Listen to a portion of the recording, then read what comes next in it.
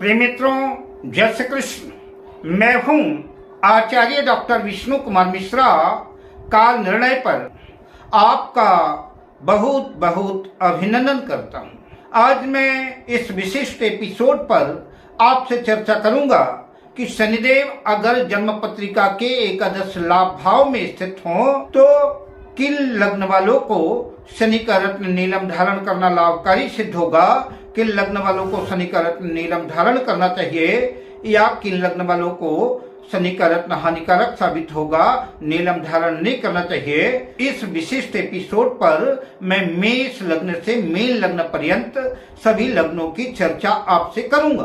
पर विषय क्रम में आगे बढ़ूं उससे पहले आपसे आग्रह, अगर आपने अभी तक हमारे चैनल को सब्सक्राइब नहीं किया है तो प्लीज चैनल को सब्सक्राइब करें, साथ ही नोटिफिकेशन बेल को भी प्रेस कर लें। अगर आप अपने या अपनों की जन्म पत्रिका का बृहद प्रेडिक्शन कराना चाहते हैं, विश्लेषण कराना चाहते हैं, अथवा किसी भी किस्म का हमसे ज्योतिषी परामर्श प्राप्त करना चाहते हैं, उत्तम क्वालिटी के रियल राशि रत्न आदि प्राप्त करना चाहते हैं, तो आप स्क्रीन पर फ्लैश हो रहे नंबरों पर हमसे संपर्क कर सकते हैं। अगर पत्रिका में शनिदेव एकादश लाभ भाव में स्थित होंगे तो किन लग्न वालों को शनि का रत्न नीलम धारण करना चाहिए, किन लग्न वालों को शनि का रत्न नीलम धारण नहीं करना चाहिए, इस श्रृंखला में सबसे पहले मैं आपसे चर्चा करता हूं मेष लग्न की। मेष लग्न की जन्म पत्रिका में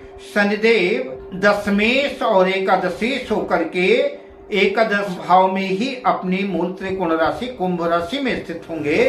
अतः मेष लग्न वालों के लिए शनि का रत्न नीलम धारण करने से धन के अनेक स्रोत प्रशस्त होंगे, धन लाभ होगा, किंतु कुछ मानसिक परेशानियां उत्पन्न हो सकती हैं, रोग शोक दुर्घटनाओं की भी संभावना बन सकती है। ऐसी कंडीशन अगर आपको महसूस होता है तो नीलम रत्न उतार देना चाहिए। अब बात करते हैं वृषभ लग्न की। वृषभ लग्न की जन्म पत्रिका में शनिदेव नवमेश और दशमेश होकर के एकादश लाभ भाव में मीन राशि में स्थित होंगे। अतः वृषभ लग्न वालों के लिए शनि का रत्न नीलम धारण करना लाभकारी सिद्ध होगा। अब बात करते हैं मिथुन लग्न की। मिथुन लग्न की जन्म पत्रिका में शनिदेव अष्टमेश और भाग्येश होकर के एकादश लाभ भाव में वृष राशि में स्थित होंगे। शनिदेव मिथुन लग्न में शनिदेव अष्टमेश और नवमेश होकर के एकादश लाभ भाव में मेष राशि में अपनी नीच राशि में स्थित होंगे। अतः शनिदेव अपनी नीच राशि में स्थित होंगे, अतः नीलम रत्न धारण करना हानिकारक साबित होगा। अब बात करते हैं कर्क लग्न की।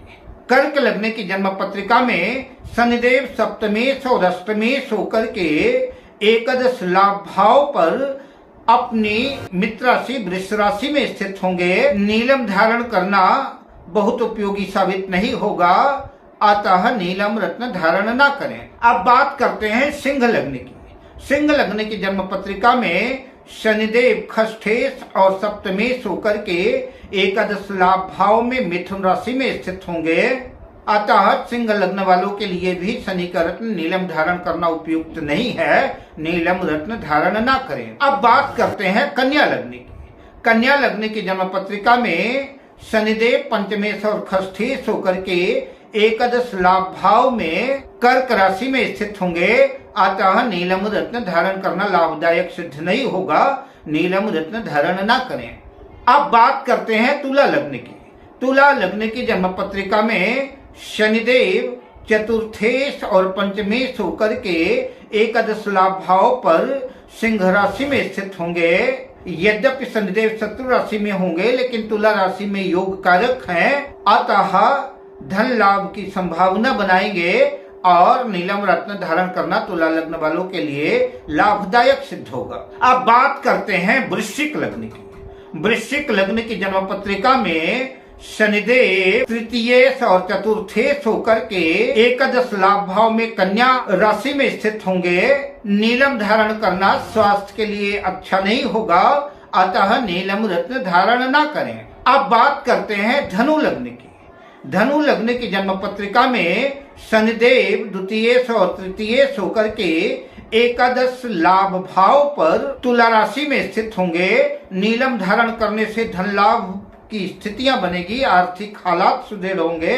आर्थिक दृष्टिकोण से नीलम रत्न धारण किया जा सकता है।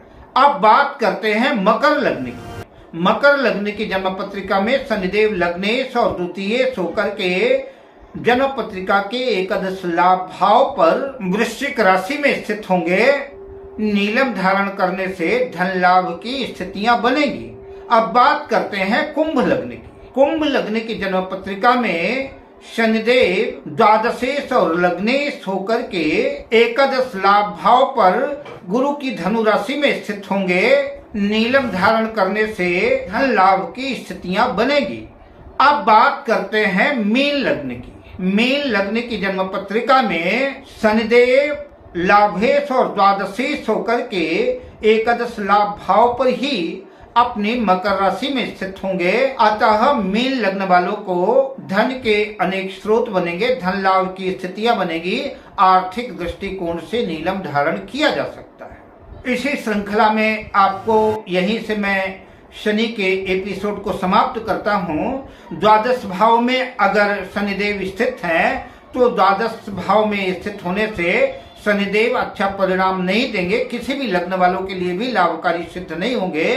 अतः शनिदेव अगर जन्म पत्रिका के 12वें भाव पे स्थित है तो शनि का रत्न नीलम धारण ना करें, इससे नुकसान की स्थिति बनेगी, व्यय की स्थितियां होंगी, रोग शोक का सामना करना पड़ेगा। अतः अगर 12वें भाव में शनिदेव स्थित हैं तो शनि का रत्न नीलम धारण ना करें। अब मैं आपसे लेता हूं विदा, मिलता हूं अगली वीडियो में शुभ कामनाओं के साथ। जय श्री कृष्ण।